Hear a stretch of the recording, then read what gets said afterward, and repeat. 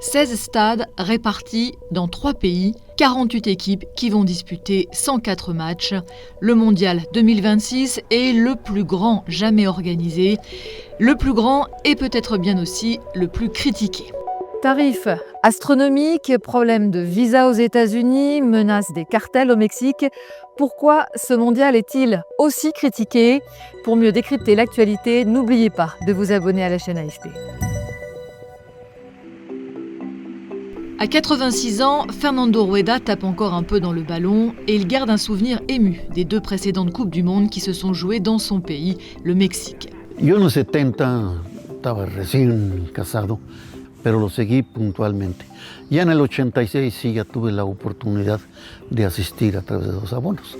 Sa passion du foot, Fernando l'a transmise à son fils et à son petit-fils, mais ils n'iront pas tous les 3 assister à un match de ce mondial, même s'ils vivent près du légendaire stade Azteca où se joue le match d'ouverture. Il est bien loin le temps où l'on pouvait acheter au guichet un billet pour un match de Coupe du Monde. Le fils de Fernando a participé, en vain, au tirage au sort pour obtenir une place.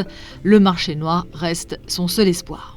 Me hubiera encantado, todavía espero por ahí algún milagro que pueda suceder para poder, poder ir, si puedo, con mi hijo, con mi papá, con mi hermano, para poder otra vez poder ir a un estadio, pero es muy complicado. Sí hay boletos, pero el tema es los precios. Quand les prix des billets ont été dévoilés l'an dernier, le choc a été rude pour les fans du monde entier. I think it's impossible for 90% of the people to go see a soccer match. It's really insane. On continuera à supporter l'équipe de France, bien sûr, mais c'est vrai que de loin, quoi, à 10 000 km. Mais ouais, c'est dommage. Realmente quem ama futebol não tá nem aí com valores, só que tem uma condições. La FIFA a mis en place une tarification dynamique, ce qui veut dire que le prix des billets varie en fonction de l'offre et de la demande. Résultat, les tarifs ont explosé. Des groupes de supporters ont comparé avec le dernier mondial au Qatar. Lors de la finale de 2022, les billets les plus chers tournaient autour de 1 400 €. Pour cette finale, il faut multiplier par plus de 20 avec des places à plus de 28 000 €.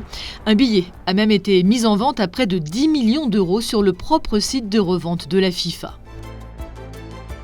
Face à l'indignation des supporters, la fédération a mis en place un billet à 60 $ pour ceux qui suivent leur équipe pendant toute la compétition. Mais sur la phase de groupe, 3/4 des billets sont à plus de 300 $. Des enquêtes sur le prix des billets ont même été ouvertes par les procureurs de New York et du New Jersey qui les qualifient d'incroyablement élevés.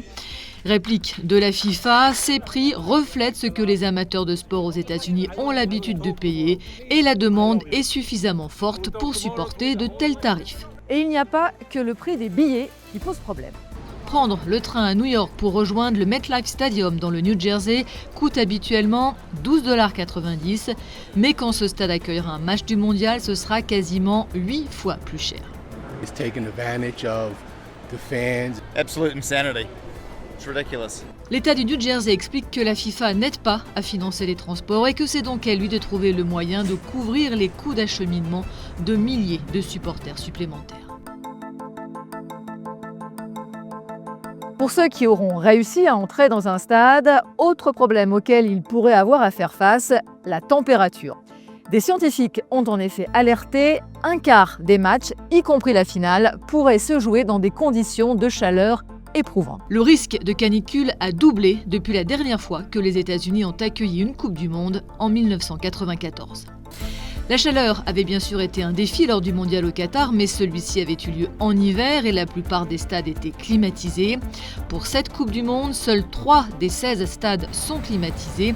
Les organisateurs se tournent donc vers d'autres solutions, comme ici au SoFi Stadium de Los Angeles, équipé d'énormes ventilateurs brumisateurs. So we will place these throughout the building in those areas that we have the highest density of fans. And in the areas where the natural air movement of the building can take that cooled air and help circulate it throughout the building. La FIFA a par ailleurs mis en place des pauses fraîcheur pour permettre aux joueurs de s'hydrater, 3 minutes au milieu de chaque période, des pauses obligatoires quelle que soit la météo et pendant lesquelles les diffuseurs des matchs seront autorisés à passer des publicités, ce qui vaut à la FIFA d'être soupçonnée de faire surtout ça pour engranger encore plus d'argent. Le mondial va souffrir de chaleur écrasante et il va en retour aggraver le réchauffement climatique avec un bilan carbone record. Cette Coupe du Monde qui va promener 48 équipes et leurs supporters à travers 3 pays s'annonce comme la plus polluante de l'histoire. Les projections d'émissions de CO2 vont de 5 à 9 millions de tonnes, ce qui pourrait donc être 2 fois plus qu'au Qatar et jusqu'à 5 fois plus qu'au JO de Paris.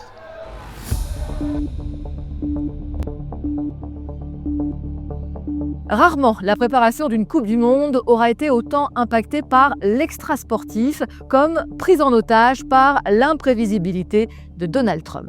Le président de la FIFA, Gianni Infantino, a tout fait pour ne pas déplaire au président américain. En octobre dernier, il était à ses côtés à Sharm el-Sheikh en Égypte pour célébrer l'accord de cessez-le-feu à Gaza, sans qu'on voit très bien le lien avec le football. Il avait réclamé le prix Nobel de la paix pour Donald Trump et quand il ne l'a pas eu, il s'est empressé de lui attribuer un tout nouveau prix de la paix de la FIFA lors du tirage au sort du mondial en décembre à Washington. Cette proximité entre les deux hommes fait craindre à certains un excès de zèle vis-à-vis de la politique migratoire américaine. Les employés du stade de Los Angeles menacent de faire grève si des agents de l'ICE, la police de l'immigration de l'administration Trump, sont autorisés à patrouiller pendant le tournoi. If they come in a violent way, if they come, harassing people, especially harassing our workers, then we will probably walk out, go on strike right away. Human Rights Watch a mis en garde contre un mondial de l'exclusion et de la peur. Selon l'ONG, plus de 167 000 arrestations ont eu lieu dans les 11 villes hautes américaines entre l'arrivée au pouvoir de Trump début 2025 et début 2026. Every player, fan, journalist and resident has the right to participate and protest without fear of sanction, arbitrary detention, or any sort of discriminatory treatment, and in this case also of deportation. Mais à l'approche de l'événement, les tensions autour de la stricte politique migratoire américaine se sont multipliées. Le couac le plus retentissant, c'est le Somalien Omar Hartan, désigné meilleur arbitre africain en 2025, qui malgré un visa en règle a été refoulé à son entrée à Miami le 6 juin et a dû rentrer à Mogadiscio. Les ressortissants somaliens sont frappés d'une interdiction de voyager aux États-Unis par l'administration Trump. Et puis bien sûr, il y a l'Iran, dans un contexte bouleversé par le déclenchement de la guerre au Moyen-Orient fin février. La participation de l'équipe iranienne est restée longtemps incertaine. Finalement, elle est bien là, mais elle a dû déménager au Mexique alors qu'elle joue ses 3 matchs de phase de groupe aux États-Unis. Les joueurs ont bien reçu leur visa, mais une quinzaine d'encadrants ont vu leur demande rejetée. Et ça se présente mal aussi pour les supporters. La Fédération iranienne de football accuse les États-Unis de lui avoir retiré son quota de tickets pour le mondial.